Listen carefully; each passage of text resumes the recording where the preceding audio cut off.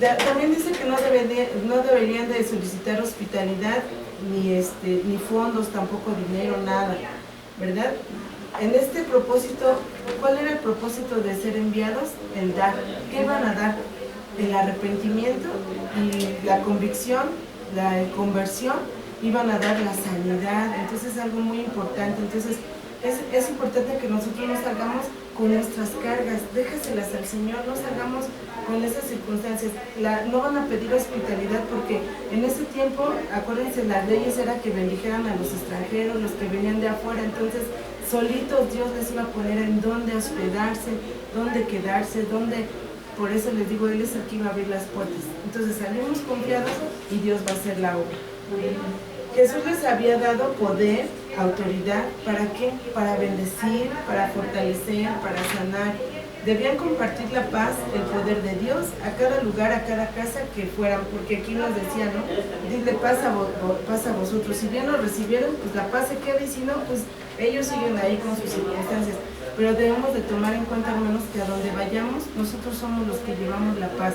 Aún nuestra familia no quiera conocer del Señor, aunque ellos sean los que se enojan, dentro de ti hay un poder que es la paz, que la sienten, y a veces por eso se manifiesta hasta nuestras familias, les empiezan a enojar, a alborotar, pero es que tú traes eso dentro de ti, la paz de Dios. Entonces vamos a darle gracias a Dios por eso que hace nuestras vidas. Ayer me comentaba mi niña, ¿no? Ayer nos fue una circunstancia con uno de mis cuñados, y ayer pues llegó ahí en la casa y empezó, ¿no?, como que a hablarse y todo. Y mi hija estaba ahí a un lado de mí, dice, yo nada más te veía, mamá, dice, traías una paz, una tranquilidad así, buscando, dice, cómo responderle. Cuando él atacaba, tú agarrabas lo único que haces. Y yo dije, a ver, ¿a qué horas no le dice? Cállate de tu Dios, porque pues, él es una de las personas que siempre nosotros traemos a Dios y a Dios. Le dije, pero si Dios me permite hablar de esa manera, yo no lo puedo cambiar. Yo no puedo ser como él, no puedo atacarlo al tú por tú, porque ahora yo ya no soy esa persona, ahora yo soy una hija de Dios, y se ve la diferencia. Y sí me dijo mi hijo, de verdad que te vi tan pasiva, así tan tranquila, buscando en la forma de cómo responderle. Yo dije, ay Señor, es que eres tú, no soy yo. Así es. Amén. Y es lo que está haciendo el Señor, ¿no? Dando fruto en nuestra vida, gracias a Dios, porque estamos permaneciendo en su presencia y nos estamos pareciendo más a Él. Pues al final se fue contento, tranquilo, porque pues, estuvimos platicando de la palabra y le dije que lo que él necesitaba era de la palabra, era del Señor, el arrepentimiento, y como si nada. Sí, y ya escuchó. Entonces, gracias a Dios, porque ya tenemos ese poder de parte de Dios, aunque ellos vienen bien alebrestados, Dios nos da ese dominio sobre las circunstancias. Entonces, eso es lo más hermoso del Señor. También en el manual nos dice que hay ministerios que merecen el apoyo, y que es aquel que da más de lo que recibe. Entonces, pues gracias a Dios vemos en Mies, ¿no?, que es una iglesia que da más de lo que recibe, ¿no? ¿En qué página está, perdón? Lo que estamos leyendo. Ajá. Vamos en la 64. Estamos viendo en la 65. Entre la 64 y 65 ahí vamos leyendo, hermanito. Gracias. Sí, hermano. Entonces, bueno, vemos estos ministerios que dan de lo que reciben de gracia.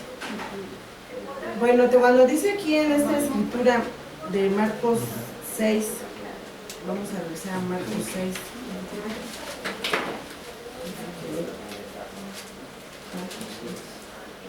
Le dijo, donde quiera que entréis en una casa, posad en ella hasta que salgáis en aquel lugar. ¿De aquel lugar? Dice, y si en algún lugar no os recibieren ni os oyeren, salid de ahí y sacudid el polvo que está debajo de vuestros pies. Bueno, limpiarse el polvo significa que el lugar donde no fueran bien recibidos salieran sin lamentarse o sentir dolor.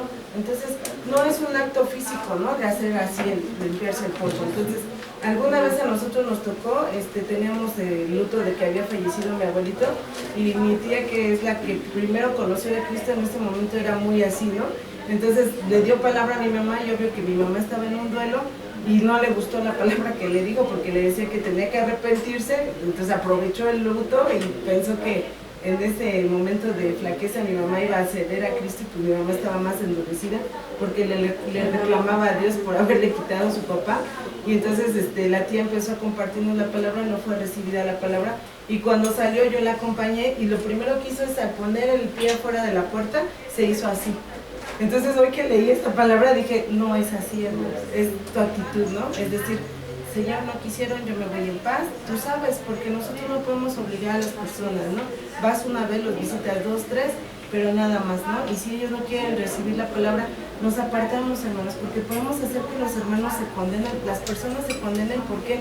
Porque empiezan a hablar mal de Dios y están ofendiendo a Dios. Entonces, si de por sí ya la ira de Dios está sobre ellos y todavía nosotros los hacemos airarse más y contender con Dios, no debemos de ser así, no somos necios, nada más, no la quiso recibir, no voy a mi casa, me pongo a orar. Si en su soberanía, si en la voluntad de Dios es que vengan, pues la aceptamos, ¿no? Y si no, pues no, hermanos, sí, porque aún dentro de nosotros pues hay gente que se va a perder si no sigue a Cristo, ¿no? Porque como lo que decía ahorita mi hermano Dani, y lo vamos a ver más adelante. El mensaje que llevaban es el mismo de Juan el Bautista. No debemos de despegarnos también del ministerio de Juan el Bautista. ¿Cuál es el ministerio? Pues el mismo de Jesús, ¿no? El del arrepentimiento, ¿sí? Y es el que seguimos predicando hasta el día de hoy nosotros, que vengan y se arrepientan. ¿Qué hace el Señor cuando leemos la palabra? Pues también nos dice, oye, arrepiéntete de esta circunstancia, vuélvete a mí y sigue caminando en el camino que nos va a llevar a la vida eterna. Tenemos que aceptar su condición sin justificarse, sin encubrir o excusarse, admitir que necesitan ayuda.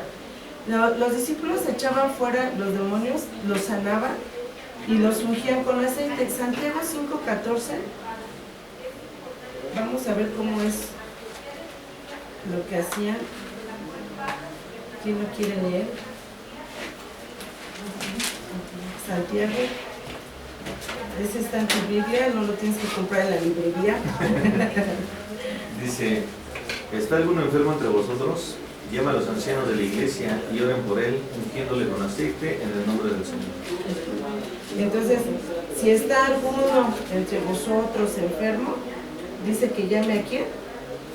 Los ancianos. Ajá. ¿De quién? De la iglesia, ¿no? ¿Y qué? Oren primero por él y ungiéndole con aceite en el nombre del Señor. Entonces, esto fue una ordenanza que les dio en ese momento a los discípulos, ¿sí? Entonces, los discípulos tenían el poder de administrar el perdón primero y sanar en el nombre de Jesús. Entonces, recuerden, hermanos, aquí dice, llame a los ancianos de la iglesia y oren por él. Antes de la unción, ¿verdad? Es la oración, ¿sí? ¿Qué condición tienes? Mira, arrepiéntete y después el Señor hace la obra, ¿no? Es en el nombre de Jesús. En el asesinato de Juan el Bautista vamos a ver Marcos 6 del 14 al 29. ¿Quién me ayuda a leer?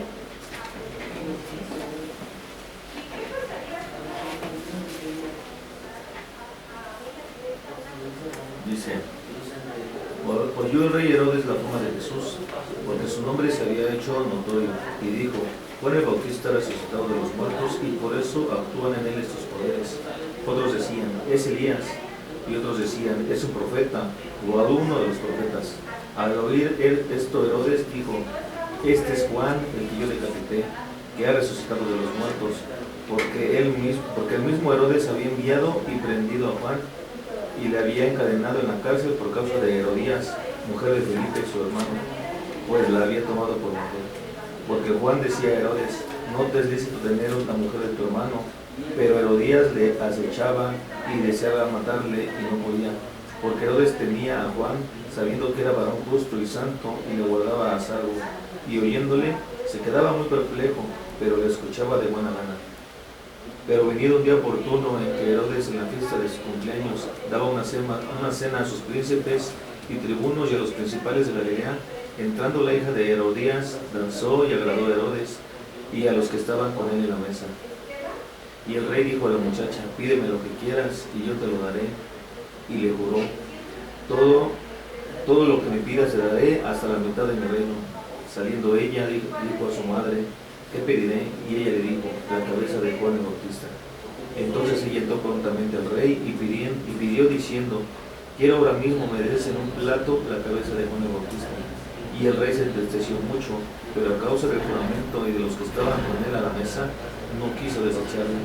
Y enseguida el rey, enviando a uno de la guardia, mandó que fuese traída la cabeza de Juan. El guarda fue y decapitó en la cárcel, le decapitó en la cárcel, y trajo su cabeza en un plato y la dio a la muchacha, y la muchacha la dio a su madre. Cuando oyeron eso los discípulos, vinieron y tomaron su cuerpo y lo pusieron en un sepulcro. Entonces vemos ahora la muerte de Juan el Bautista, qué tremenda fue su muerte, por seguir a Jesús, por servir al Señor, por llevar la palabra de Dios, por hablar del arrepentimiento. Entonces, hay dos cosas que marcan el éxito en el ministerio de los discípulos, ¿no? Es que nadie preguntó quiénes son estos, en esta enseñanza, nadie preguntó quiénes son estos discípulos, no, preguntaron de Jesús, que si es de Juan el Bautista, ¿verdad? También, que si era Elías, que si era un profeta, que si había resucitado. Qué tremendo es el impacto del ministerio de Jesús.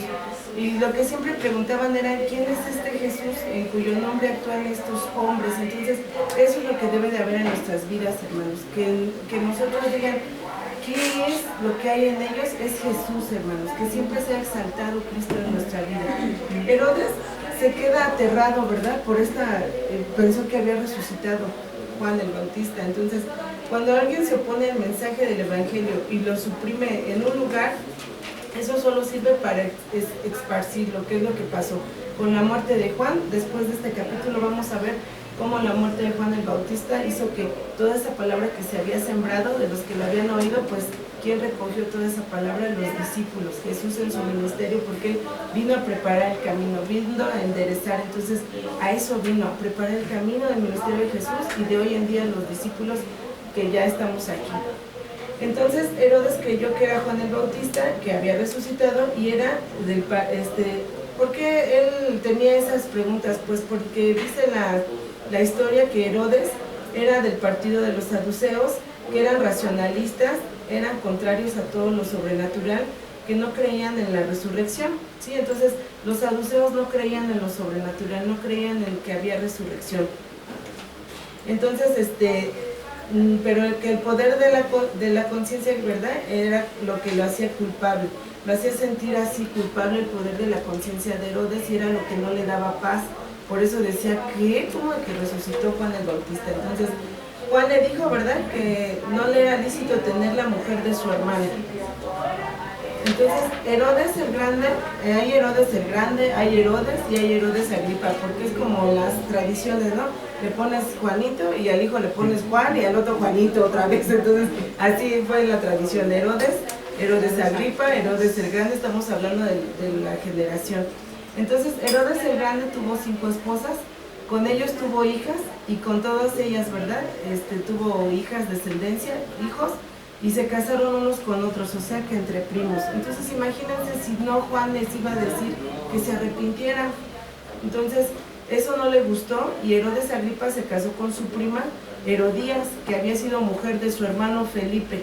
Entonces esto nos hace referencia al manual, nos comparte un poquito de la historia.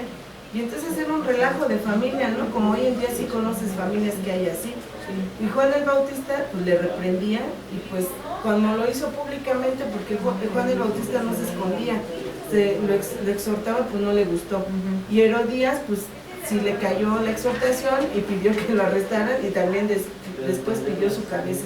Imagínense hasta dónde llega el grado de pecado, que no lo aceptas, entonces mejor quieres matar como a Jesús, ¿no? También lo entregaron en la cruz.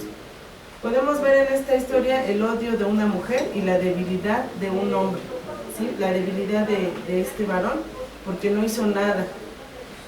El odio de la mujer que llevó a Juan a entregarle la cabeza. Marcos explica el motivo por el cual Jesús envió a los 12 discípulos a predicar. Bueno, Juan fue arrestado en este momento, Juan empezó el ministerio, Juan es decapitado, y Jesús envía a sus 12 discípulos para que continúen el ministerio de Juan el Bautista, el ministerio de Jesús, que es el mensaje hasta el día de hoy del arrepentimiento. La autoridad y el poder para echar fuera demonios que nos da el Señor, para sanar a los enfermos, es emocional y espiritual. ¿verdad? Sabemos que Jesús ya nos ha enseñado que ve el espíritu, que ve el alma. También hay algo físico, una manifestación física. Bueno, pues Dios quiere sanarnos, liberarnos. Y los que estaban afligidos por la culpabilidad y el pecado, pues por recibir la palabra de Dios, y tienen dos, las personas hoy en día: se arrepienten o quieren seguir con su pecado, con sus culpas, ¿no? Los discípulos no sabían nada de la muerte y la resurrección de Jesús en ese momento. Pásale, amante. En ese momento no sabían nada todavía de que Jesús, cuál era su propósito del Señor, todavía no se les revelaba. Solo sabían que Dios estaba obrando en Israel y que era necesario que los hombres reconocieran su necesidad. Entonces Dios comienza a obrar en sus vidas. Entonces eso es lo que tenemos que hacer hoy en día, que tengamos que mostrarles a la gente su necesidad de Dios, ¿no? Ellos no necesitan dinero, ellos no necesitan trabajo, necesitan a Dios, ¿sí? Eso es algo que tenemos que llevarle a las personas. Aquí empieza el Evangelio con el arrepentimiento. Vamos a ver Marcos 6, del 30 al 44.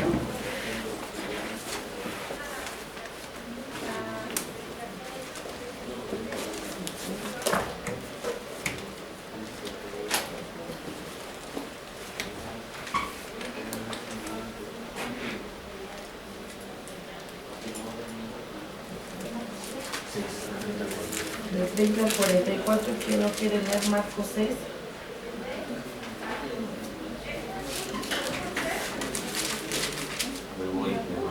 Sí. Entonces los apóstoles se juntaron con Jesús y le contaron todo lo que habían hecho y lo que estaban enseñando. Él les dijo: venid vosotros aparte a un lugar desierto y descansad un poco, porque eran muchos los que iban y venían, de manera que ni aún tenían tiempo para comer. Y se fueron solos a una barca a un lugar desierto. Pero muchos los vieron ir y les reconocieron, y muchos fueron allá a pie desde las ciudades y llegaron antes que ellos y se juntaron a él. Y salió Jesús y vio una gran multitud y tuvo compasión de ellos, porque eran como ovejas que no tenían pastor, y comenzó a enseñarles muchas cosas. Cuando era muy avanzada la hora, sus discípulos se acercaron a él diciendo: el lugar es desierto y la hora es ya muy avanzada. Despídelos para que vayan a los campos y aldeas de alrededor y compren pan, pues no tienen que comer.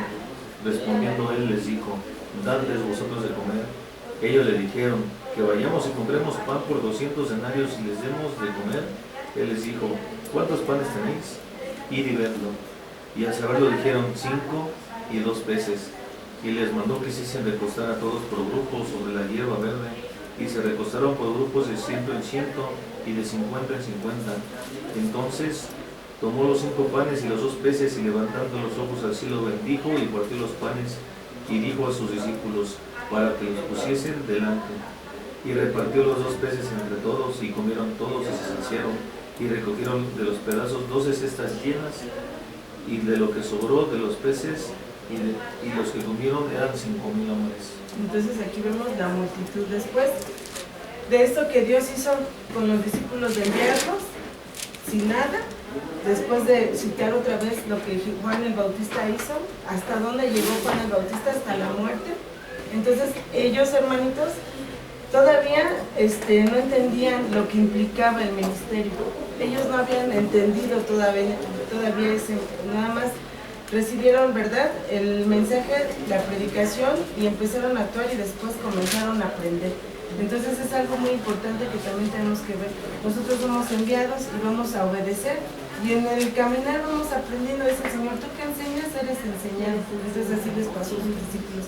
¿Qué pasó cuando venían después de que hacían los milagros, que Dios los respaldaba? Se regocijaban, ¿no? Y decían: mira, Señor, y mira, se nos sujetan. No, hermanos, no tenemos que gloriarnos nada de eso, porque hay una advertencia del Señor, ¿no? La honra y la gloria siempre es para Dios.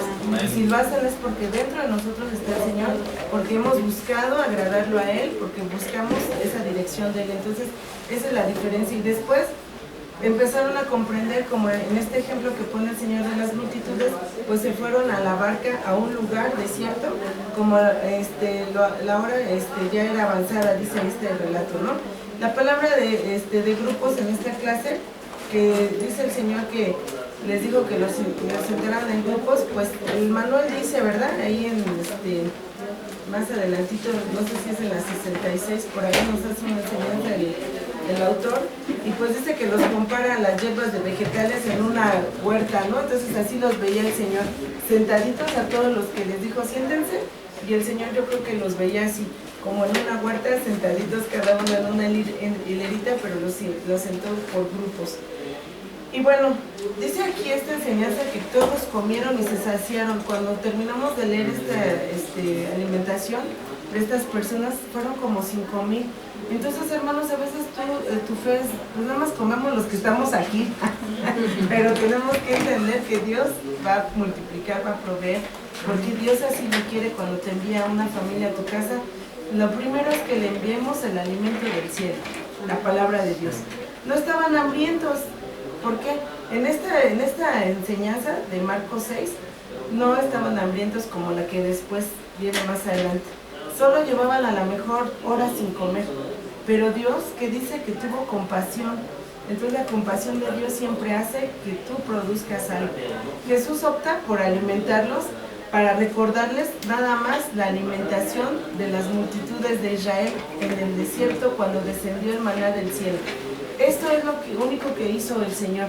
A todos los que estaban escuchando la palabra, lo que quería hacer en ese momento el Señor es recordarles cómo Dios envió el maná del cielo, porque dijeron cuántos tenía el niño en la canasta, el joven, la persona que estaba ahí, con los panes y con los peces. Nada más esa era la cantidad. Entonces el Señor lo que quiere hacer en esta enseñanza es que recuerden que el que envía el pan del cielo es el Señor, el que envía la provisión es Dios. Entonces nosotros así a veces nos limitamos, ¿qué voy a comer? ¿Qué voy a vestir? ¿Qué voy a calzar? ¿De qué nos preocupamos, hermanos? Juan dice, el Evangelio de Juan dice, yo soy el pan que descendió del cielo. Es Jesús lo que necesitaban las multitudes, por eso estaban reunidos escuchándolo. Hoy necesitamos a Jesús, ese es nuestro alimento, ¿sí? Marcos dice que recogieron 12 canastas, y esto es relacionado, pues el manual nos hace referencia con las 12 tribus de Israel, 12 discípulos, 12 tronos para juzgar a los 12 tribus de Israel. Entonces hace alusión las 12 cestas a eso, ¿no? Puede ser, puede no ser, es un comentario del escritor, pero bueno, a nosotros nos toca ver la enseñanza que es confiar en Dios, lo que nos está diciendo el Señor. De enseguida obligó a sus discípulos a subir en la barca, ¿no? Entonces venía un examen, hermanos. En el versículo 45 al 52, Jesús anda sobre el mar, después de ver estos milagros, estas maravillas. ¿Quién me quiere ayudar a leer? El versículo 45 al 52 de Marcos 6. Dice, enseguida hizo a sus discípulos entrar a la barca e ir adelante de él en Betsaida, en la otra ribera, entre tanto que él despedía a la multitud, y después que los hubo despedido se fue al monte a orar.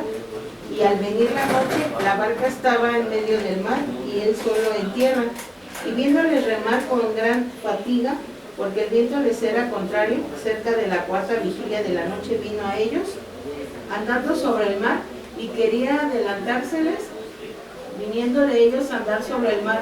Pensaron que era un fantasma y gritaron, ¿por qué todos le veían? Y se turbaron.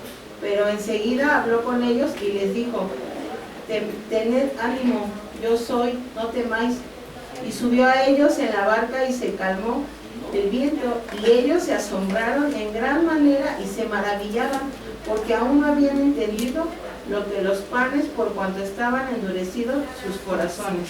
Qué tremendo, ¿verdad? Entonces, viendo cómo se multiplicó, ¿verdad?, los panes y los peces, y se comieron, ahí nada más cita 5,000 hombres, pero siempre dicen, ¿no?, los teólogos, los predicadores, que tal vez había mujeres y niños, y ahí no lo citaron, entonces eran más de 5,000 personas, pero nos quedamos con lo que dice la palabra de Dios, 5,000. De todos modos es mucha gente. Sí, a veces tú pones una ollita de frijoles y ya estás orando que les alcance a todos, ¿no? Entonces haces una fiesta y estás orando que todos coman y que nadie se vaya sin comer. Entonces, ¿cuál es el examen en esta parte de esta enseñanza para los discípulos? ¿Qué está examinando Dios siempre? Nuestro corazón. Este examen es para ver cómo van sus discípulos. ¿Por qué? Porque ya habían sido enviados. a llevar la palabra, el arrepentimiento, las sanidades, el ungir a los enfermos. Imagínate que ungían a los enfermos y al instante se sanaban como lo hacía Jesús, como lo hizo nuestro maestro, ¿no? Entonces, pero quería ver cómo estaban, porque ahí dice que estaban endurecidos sus corazones. Entonces, Dios siempre quiere ver qué hay en tu corazón, quiere ver si esta palabra que estás recibiendo tú, si está cayendo en tierra fértil, porque la vamos a hacer que dé fruto, ¿no? Con nuestras actitudes. Bueno, aquí dice que Jesús no estaba con ellos en la barca, los envió. Entonces, ahí ya no estaba Jesús con ellos físicamente. Ese es un examen. Entonces, tú quieres que, Señor, si estás aquí, hoy si me estás oyendo, entonces ahí le pongamos a pensar, ¿no? La tormenta en nuestra vida nos abruma y hay una aparente ausencia de Dios, es lo que nos hace referencia, hermano. Entonces, muchas veces nosotros también pasamos pruebas, tribulaciones, angustias, y a veces te abruma tanto que dices, ¿sí estará el Señor conmigo? Sí está, hermanos, en todo. Aún en el luto, yo siempre le digo a mi esposo, lo más fuerte, he entendido que lo más fuerte en una tribulación, en una circunstancia, es la despedida de tu ser querido, porque ahí ya no hay reposición, hermano. Puedes reponer la tele, puedes comprarte otras chanclitas, puedes comprarte un carro si tú quieres, pero la vida de tu ser amado, esa es irreemplazable, ya no la recuperas. Entonces, creo que es lo más fuerte, pero aún en esas despedidas, Dios te fortalece, Dios te ayuda y Dios está contigo. Entonces, ¿qué más no podemos pasar? Lo demás son cosas materiales, hermano. Siempre lo más valioso es la familia, el ser humano, ¿sí? Entonces, sin embargo, hay uno que está orando por nosotros en la colina, porque el Señor se había adelantado a orar por sus discípulos. Jesús siempre está orando por nosotros, hermanos. Él siempre está intercediendo ante el Padre por nosotros. Entonces, no dudemos. No dejemos que nuestro corazón se endurezca, como en este caso, en esta cita, y siempre confiar, porque esa es nuestra enseñanza el día de hoy, es lo que Dios quiere hablar a nuestras vidas. La edad que tengan no importa, hermanitos, tenemos que confiar. La respuesta, ¿cuál es, hermanos? Pues Jesús viene a ellos caminando sobre el agua. Imagínate, todavía de que los dejó y lo ves caminando sobre el agua. Yo digo, Señor, yo me volvería loca, ¿no? Porque si me estás diciendo a todos que nos hundimos o cosas así, y entonces tú lo ves todavía caminando sobre el agua. Entonces, ¿qué tiene que hacer el Señor? Mostrarnos que la plenitud, la total fe que tenemos que desarrollar. ¿Por qué lo hizo? ¿Por qué? Porque él tenía comunión con el Padre. Estaba caminando sobre esas aguas turbulentas. Y tú, no, bueno, ni a la alberca luego nos queremos meter porque nos vamos a ahogar, entonces menos caminar, ¿no? Bueno, creen que es un fantasma. Qué tremendo, ¿no? Entonces, ¿conoces o no conoces al Señor? Para dudar de no dudemos, hermanos. El Señor les dice, tened ánimo, yo soy, no temáis. Esa palabra es para nosotros hoy. Tened ánimo, yo soy, no temáis. Esa es nuestra palabra de este día, de esta enseñanza. Vete con esa palabra porque todos los días nos la va a dar el Señor. 50 veces, 365 veces dice la palabra, no temas. Entonces, Él está con nosotros, tened ánimo. ¿Cuántas veces tiene que decirnos eso a nosotros el Señor? Muchas, ¿verdad? Sí, porque todavía, ay Señor esto, ay Señor otro. Tenemos que tener estas palabras en cuenta. Se suben a la barca y se quedan pues perplejos, ¿no? Así todos asombrados. Y pues fracasaron completamente, ¿no? Ahí pasaron el examen, pues no, porque dudaron en un momento. Entonces ahí es donde surge la pregunta, ¿quién es este? Aquí está nuestra respuesta que al final encontraron los discípulos. ¿Quién es este? Es el que está con nosotros, es el que nos dice hoy, tened ánimo, yo soy, y nos dice no temas. Esta es nuestra respuesta de esta clase del día de hoy, hermanos. Esa es nuestra respuesta. ¿Quién es este? Es el que te dice no temas, es el que te dice ten ánimo, y es el que te dice yo soy. ¿Quién suple nuestras necesidades, hermano? Para luego ponernos a prueba. Solo Dios. ¿No te da esto gozo? Porque primero te da y luego ándale, te mete en la prueba. Gózate, hermano. Gózate por eso que hace el Señor, porque es bueno.